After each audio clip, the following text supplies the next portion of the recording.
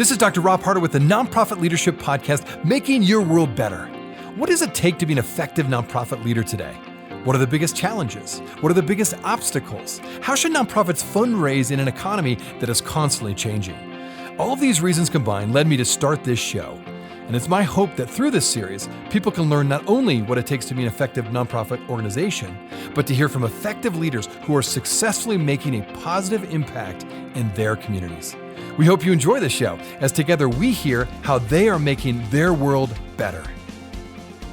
Hello, everybody, and welcome to the Nonprofit Leadership Podcast. How are things going for you? You know, I've had lots of conversations with colleagues in the nonprofit world across the country, and I know this has been a real uncertain time since the beginning of the year, particularly when it comes to the funding landscape right now. And so if you're one of those that is just struggling through trying to figure out how are you going to adjust to the new reality and perhaps adjust your budget, adjust how you're raising funds, hang in there. I know it's hard. Leading nonprofits is a very difficult thing.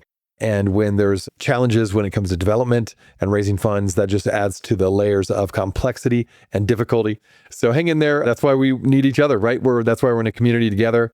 In fact, as I think about the topic today, nonprofits do such good work. And oftentimes you get so busy in the work and you get so focused on doing so many different things. And particularly if you're in a smaller nonprofit, you wear a lot of hats as an executive director or whatever role you're in as a paid staff. You can wear a lot of different hats and it's hard to really stay focused on the key things. And one of those key things that every nonprofit leader should be really focused on is telling great stories about your nonprofit and the people you're impacting, the people you're serving, the lives that are changing because of your nonprofit organization. And that's the topic today with my guest. I've got Vanessa Chase Lockshin, and she wrote a book on storytelling in nonprofits. In fact, that's her nonprofit as well. And it's all about how do you tell a good story? Like, how do you get better at telling stories? How do you know what to select and how to share it? And what about the differences between offline sharing and online sharing? Does the impact of social media make such a difference now that we got to keep our stories much shorter, 30 seconds or a minute, no more? And how do you tell a little bit more of an in-depth story that really has context and more richness to the story? Well, these and other questions I ask of Vanessa, because she's been doing this a long time. She now consults with other nonprofits, helping them to do better with their storytelling, in particular when it's integrated into fundraising. So if you're wanting to improve your storytelling ability, this is a great podcast for you. And so we're so glad you're here. Thanks so much for tuning in. Now onto the show.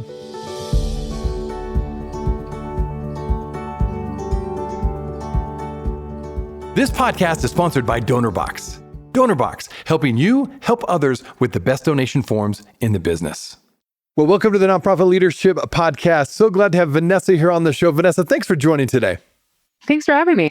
Absolutely. Well, as we said before we hit record, telling stories in and through your nonprofit, such a critical skill to develop over time, because I have found in my own experience leading nonprofits for many years, being able to tell the story of your nonprofit and to tell the story of the lives that are impacted by your nonprofit is just, it really is what grabs people's attention, I believe. It's what donors get excited about, board members get excited about, other staff members. And so this is, I know, one of your specialty areas. You've written a book on it. So let's talk about that. Let's talk about stories today. What are the fundamental qualities in your mind that make a story great? Let's start there. I think there's a couple of things. One of the things I always think about that differentiates, I always feel like a story from a testimonial or a story from like a summary of something, is that stories are told with emotions and details. Like that is the richness and nuance of a story, is when there's details and emotions and little things that people can kind of anchor into and feel or remember about what they've read. And I think that's always useful to kind of specify as like what makes kind of like a good story, because so often I see stories out in the wild where they're just kind of like the chronological facts of what happened to somebody. Like somebody was dealing with this problem. They came to our organization. They did this thing. Now here's what's going on with them. And there's nothing wrong with that. Like that is like very much like the linear timeline of maybe what somebody's experienced with an organization from a program standpoint, but it doesn't really capture like the emotional experience, what was going on. And to me, I think that that's the big thing that we all want to do is capture some of that magic in the stories.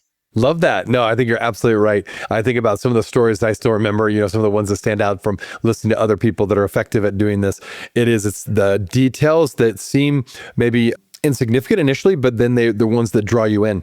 And so I think that's a great way to start. Then when it comes to storytellers creating strong connection with their audience, that's tricky. In fact, maybe I'd like to ask it this way. What are the key devices that you feel like you could mention and to achieve this connection?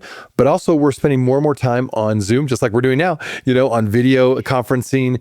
Is there a difference connecting with people through video versus just a live audience? And if so, let's talk about that difference too. Well, I think one of the good places to start with building connection, especially when we're talking about fundraising stories or using stories for a fundraising purpose, is thinking about the common values that we have with that audience. Like, what are kind of the shared things that we can all just kind of like nod our heads along with and be like, yeah, like, of course we agree with that. Right? Like, I always think about some storytelling work I did for a rape crisis center probably about a decade ago now. And one of our kind of like unobjectionable truths that we knew people would agree with, that was a really key part of all stories we told, which was that no survivor that came to the organization should have to wait for help. Like, they should be able to get counseling help as soon as they wanted it to. And it was one of those things where it was like, yeah, like, we all agree on this. Like, it's a really unobjectionable like fact that we can just kind of embrace. And I think having those things in stories can sometimes frame a story really well and get people invested in it more quickly, because they're like, oh yeah, like, this thing is already true for me. I already agree with this. So like, the story is more interesting, or I want to hear more about it. In terms of writing like a hook for a story, the thing that I often tell people to think about is really bringing the most interesting or engaging piece of information to the top of the story. So often I see people bury the lead, like the best or most interesting tidbit or piece of information, way down in the middle of the story, because they think they have to build up to that. And sometimes if you write it that way, that's fine. Like, I certainly write first drafts that way myself. But when I go back and edit and think about like, how can I make this better? How can I improve this appeal of the story that I've told? I always think about, where is that kind of like punchy, interesting piece of the story right now? And can it exist higher up to catch somebody's attention and engage them sooner? And if so, like, what does that look like? Can I restructure the story to make that work? And I think that that's a really useful editing tip to think about. There's so many ways to get into telling a story. The other one that I really like is just kind of taking an out of context quote from the story. And sometimes that might be like your most interesting quote or most powerful quote.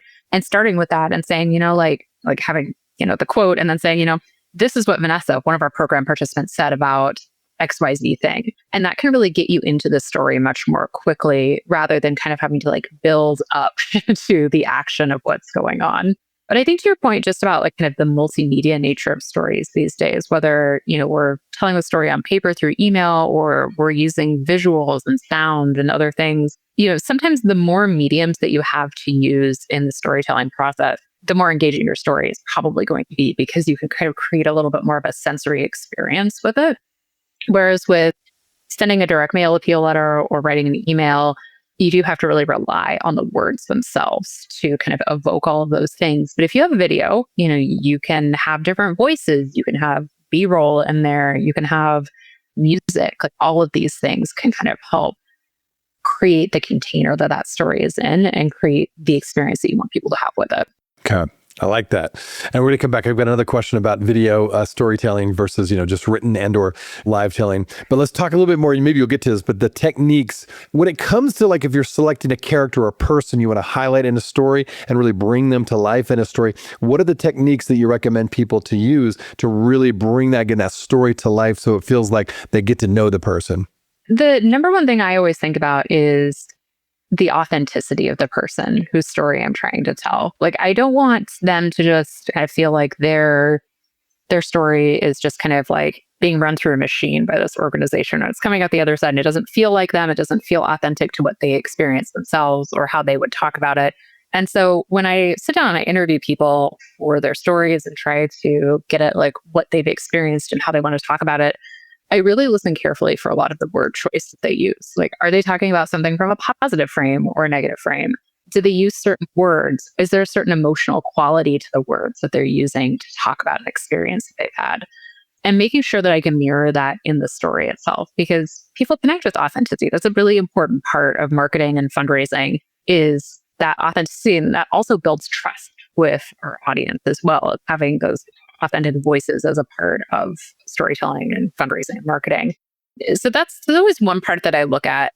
I think that the other thing is that coming to story interviews as like in some ways like prepared, like having some questions that we want to ask somebody is always a good place to start. It doesn't have to be a lot of questions, but I always come to them with, a handful of questions that I want to ask somebody and then think about just being an observer in the conversation and seeing like what else kind of comes up and where could this conversation take us. Like there's always unexpected things I think that happen when I talk to people about their experiences. And I think being open to like some of the serendipity of that and being able to capture that in the story itself allows you to ultimately portray the person in their story in a more like three-dimensional way, that you may not be able to otherwise. But I think in terms of like characters themselves, like what do you want to look for and what do you want to think about? I always think about, how can we pick somebody's story who, is representative of what a lot of people go through at our organization. It's not like a real outlier in terms of experience. Like we want, again, like authenticity of what people are going through. Somebody who, maybe has been with the organization a while to some degree, who can speak to a lot of different facets of what the organization is doing. And I would say this last one isn't applicable to every organization, but making sure that as somebody, if they've been through something traumatic, feels informed and ready to talk about it so that we're not re-traumatizing them in the process. It's really, really important. And I've definitely had clients over the years who feel like, people should tell us their stories. Like we've helped them, like this is part of like this cycle of like all of us doing good. And nobody owes an organization their story. It's a real privilege to get stories from people. And the more I think that we as, nonprofit professionals can be respectful of that and make, I think, safe spaces and also like trauma-informed spaces for people to talk about their experiences, it's going to be a more positive experience for everybody in the process. I'm glad you mentioned that. Yeah, staying trauma-informed when you're telling stories is really critical. Particularly if you have a nonprofit, you're serving vulnerable populations or people with difficult stories. I think that's a really wise piece of advice to really just be careful how you're telling the story because you don't want to re-traumatize anybody or that they hear it later, right? And certainly if they post it online, the story, it gets picked up maybe and then it's on their website and then the people they're serving are traumatized by it. Yeah, so that's really good advice. Okay, now speaking of that, when it comes to tension or conflict, a lot of storytellers would say that's really critical in telling a good story. So when it comes to fundraising, say, and just telling stories from a nonprofit's perspective, how do you recommend people to present tension and conflict? Again, so it's genuine and authentic, but also a real key part of the story itself. I always think about the fact that conflict is what is helping us build the case for support and fundraising.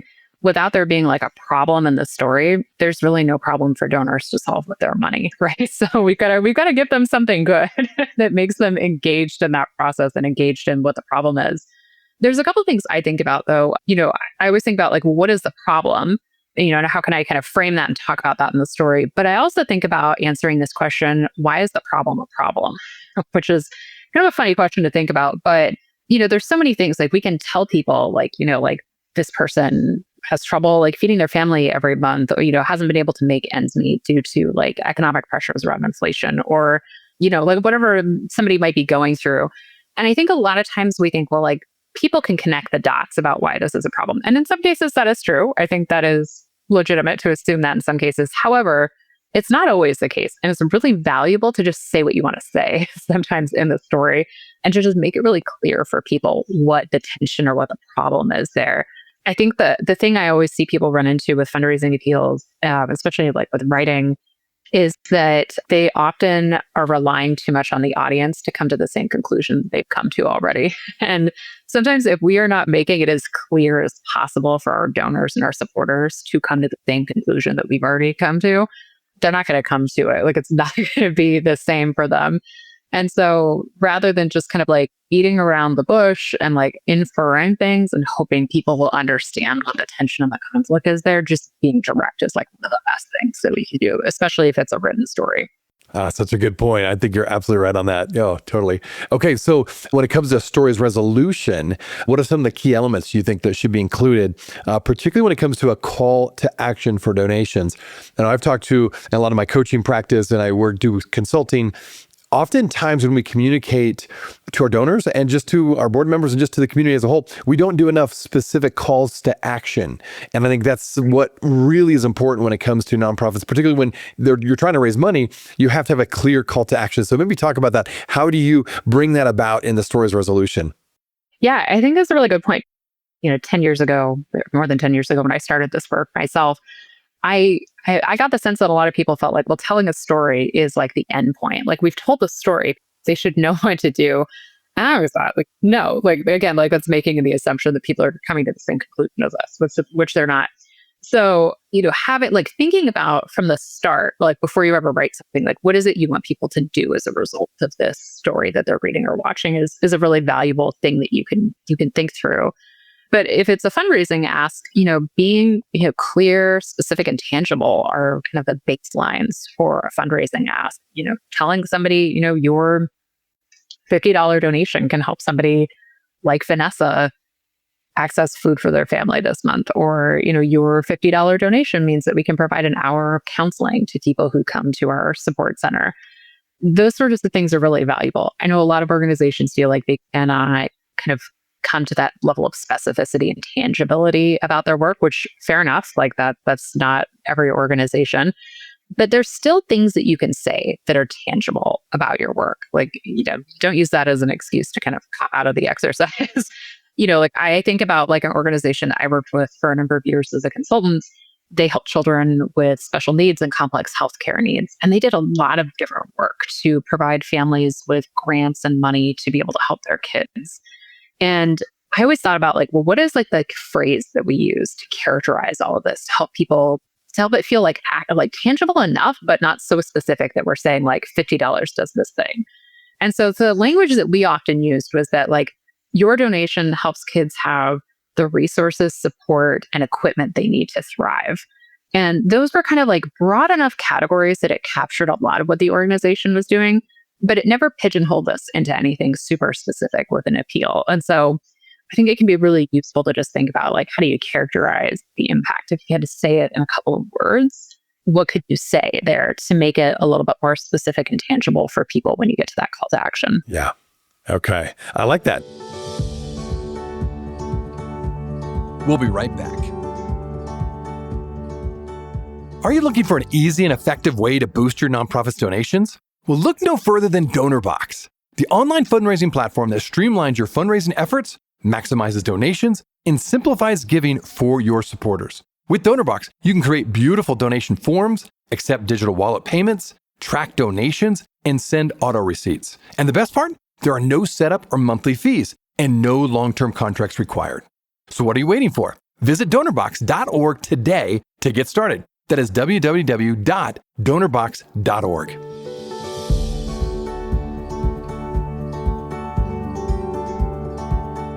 Okay, now as we start thinking about coming up with a plan where you think throughout a given quarter, let alone a year, and if you were to coach a nonprofit team, hey, you need to create a storytelling kind of plan, if you will, for the whole year, how to consistently tell good stories about your organization to continue to keep that engagement high. How do you do that? What would you recommend? What's most important in doing that? And then again, let's go back to that issue of how much of these stories should be videos and put on social media, like those quick little Instagram stories and or whatever platform you use, or how much should be like a professional video occasionally that really captures the story of a person, if they're willing to be on camera, and really tell somebody's story in a very powerful, almost documentary style of telling a story. Talk about that. What have you found to be most successful for nonprofits when it comes to that? Yeah, I mean, I think it's like anything in our nonprofits work, right? Like, we don't just want to do it for the sake of doing it. Like, we want the work that we're doing to be impactful and effective. And so with storytelling, I always tell people to orient themselves towards like, what is the purpose of storytelling for the organization? Like, is it brand awareness? Is it programmatic expansion? Is it fundraising? Like, understanding why you're telling those stories is the most helpful place to understand. And then think about like, at a kind of bird's eye view over a quarter, let's say, like, what are the opportunities you have for storytelling? And that's probably going to be fundraising campaigns. It's going to be donor communications. It might be social media communications, things like that. And understanding like what those opportunities are can help you then think about like, what stories do we want to be telling in there?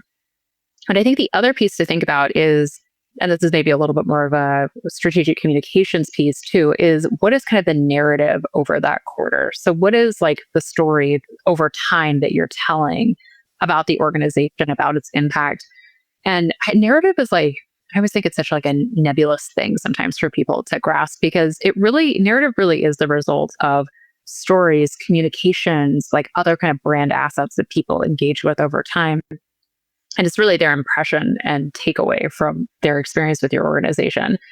But, if we are kind of like thoughtful and proactive in it, like we can be shaping narrative, we can be shaping people's understanding of the issues that we're working on, of the impact that we have, all of those things. We just have to sit in the driver's seat with it rather than just like thinking piecemeal about communications and fundraising and just kind of like putting things out there, but not really thinking about like how they all fit together over time. And the value in thinking about that, about like how do things fit together, is that over time, especially leading into something like year-end fundraising, you're able to get a lot more traction with your messaging and get a lot more momentum going into campaigns because you've been engaged in people really specifically with something that you want to talk about leading into a campaign. And so ultimately, it can be really beneficial for organizations to just think about like, what is that plan and how can we kind of like reverse engineer people into a campaign? Yeah. Okay, good. When it comes to then building, like, say, a library of stories, I think your book talks about this, to build a story library and trying to find new leads for new stories. How do nonprofit leaders go about that? And maybe another question related to that, I'm thinking about smaller nonprofits, right, that don't have a dedicated marketing person or someone who this is what their main job is. How do you recommend them to gather these stories, find new leads, and do an effective job if it's just a handful of people on staff that are paid? I was just having this conversation with a client yesterday during their retreat. So it was very timely. Yeah, and they're a pretty small organization. I think that this is one of those things where storytelling becomes a team sport and it becomes everything, like all hands on deck in some ways. Even at a large organization, I've worked at organizations where there's 200 people on staff, and like I, as a fundraiser, was so removed from frontline work. Like I was never going to be the one to get those stories directly, right? Like that just was not my role in the organization, nor was it something I could like get at easily. And so even for a large organization, there is a need for everybody to kind of collaborate across departments and across roles. It's really helpful to think about what you're looking for specifically in stories. Like the problem I see a lot of organizations run into is they will just ask staff, or they'll ask clients, they'll say like, share your story with us. And that's like the beginning and end of the request. And a lot of people don't think like, oh, like I have a good story to share. But if you ask something more specific, like, share your Medicaid story with us. Like we're putting together a campaign about like why Medicaid matters. Like share a story with us about how Medicaid has helped you in your life. Like people can think about that a little bit differently and come at that, with more clarity about like what they could offer in that situation. And so this kind of comes back to the idea of like planning your stories and thinking about what you might need for the quarter or the year ahead. If you are the person kind of doing that thinking and that kind of strategizing, you probably have a better idea then of what it is you need. And you can make those more specific requests to colleagues, to volunteers, to clients, to get out there and ask for those things. So I would start with that. That's a really good place to start. And then in terms of building up over time, you don't necessarily need like hundreds of stories or dozens of stories for it to be effective. But I always remind people that, even when we share a story once, people don't always remember it a year later, a month later. Like we can repurpose these things in different channels and different ways, and we can continue to use those stories to drive home the points we want to drive home. And so it's really more beneficial to think about the quality of the stories that we're gathering rather than like the quantity of stories that we need for the work to be effective. But it's one of those things where like, if you kind of consistently work at it, we can in fact kind of gather more stories over time and have more of that story content available to use, which is really helpful for organizations.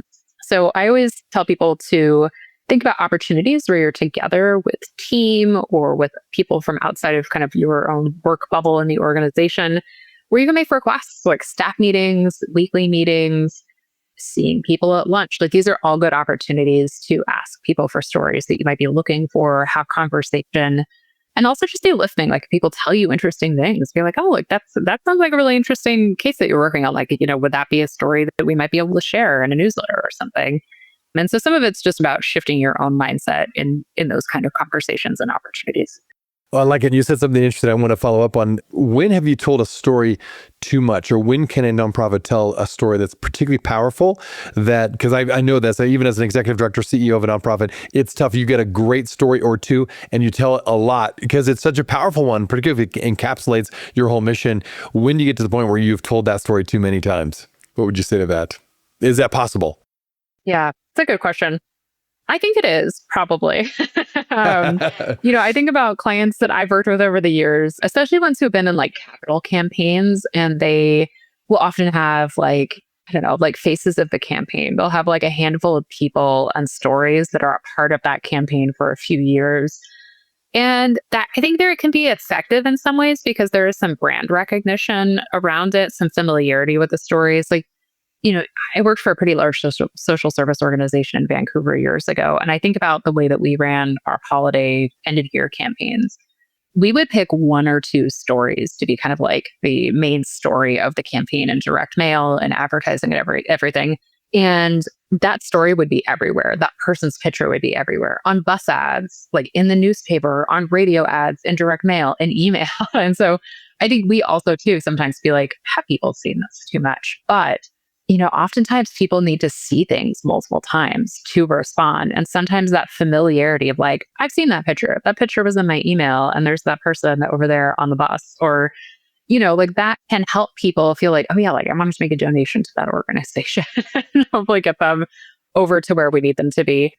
I think over time though, like if it's not like more of a tightly contained campaign, like year-end campaign, for instance, I think that like over a couple of years, like it's also useful to just think about like the story itself. Like, is it still overall in alignment with like the messaging and the brand of the organization? Like, has that shifted? And like maybe the story doesn't make as much sense for some of the things we really want to be talking about now.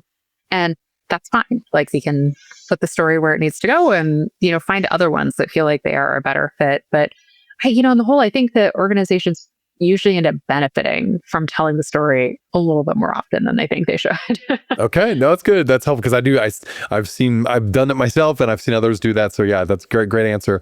But I do think you said something also very interesting because I've seen this to be true too. When you do tell a story effectively and actually post it in multiple ways, print media, social media, maybe it's on your website and you tell it at an event, it does take 6 or 7 times for people to finally like, oh, that's the story. Oh yeah, that's what you're doing. That's your mission. So I do think there's some effectiveness up to a point. So I'm sure you cross over after a while and you're like, okay, get some new stories. All right. Last one, maybe with social media. And really, I think video communication and email and all these things are just different ways we communicate. But I also know when it comes to like communication of stories, social media has, in a sense, pushed to tell these stories much shorter. In other words, you can't really tell a story more than 2 minutes, maybe really a minute on social media. So a lot of people go about, chopping up the story into multiple, vignettes. Some people just keep the stories really short. And then you can always click on it and then find that they're listen to the entire video, say, on their website. What are your suggestions about that? Is it better to have a lot of little, minute here clips of stories? Or is it still effective to have some of those longer stories that have more of a context behind it and a little bit more buildup of the story itself? Because I do think a minute can be tough to really get all the elements you're talking about in a story when it comes to social media stories anyway. So what's your thoughts on that? What's your recommendation? I think that sometimes part of the challenge is that like all of these mediums ask something very different of us in terms of telling the story, right? Like direct mail and email, like we have a lot of words, word real estate to be able to tell the story. These days with like reels, for instance, on Instagram, like we maybe have like 30 seconds or maybe longer, depending. Like I think they can be up to 2 minutes now, but still like people's attention is not that long. And so there's a need for us to kind of factor that into however long we want these stories to be. I think that part of what this calls for a lot of times is like the skill of discernment on our part, is like looking through the story, the notes we have for it, and discerning like what are the really catchy, good pieces of this story that we want to include. And over time, figuring that out. I think you can also to just like look at what your audience is responding to and test things over time. See like, do you get more watch time from people or watch playthroughs for certain types of things versus others? I think there's all really valuable information we can kind of feed back to ourselves about what kind of story content we want to be creating. I'll also say too, I have a client who's using a really interesting AI tool right now on video, making short form videos. It is specifically developed for nonprofits. It's called Arbor, and it uses AI to analyze longer video clips and help you narrow them down to short form, which I think is pretty interesting. Yeah. So I think there's also like lots of tools like right now like that can help us figure out like, how do we want to tell a short form story for social media? Yeah. Okay. Well, this is good. Well, for my listeners who want to get to know you a little bit better or learn about your book, where would you send them? Yeah, you can find more about me and my work over on thestorytellingnonprofit.com. And you can find my book, The Storytelling Nonprofit, over on Amazon. Okay. Perfect. Well, Vanessa, thank you so much for all you're doing to help us become better storytellers, but also thanks for taking time to be on the show. Thank you. Hey, friends. Well, I wanted you to know that this podcast can be found on iTunes, Spotify, Amazon, Google Podcasts, and wherever you listen to other podcasts. I also want to encourage you to like, subscribe, and share this podcast with others. This will actually help us get this great content out to more nonprofit leaders just like you. You can also join the Nonprofit Leadership Podcast community.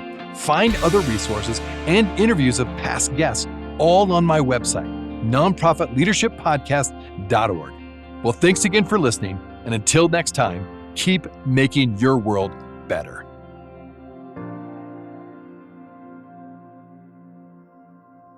This podcast is sponsored by DonorBox. DonorBox, helping you help others with the best donation forms in the business.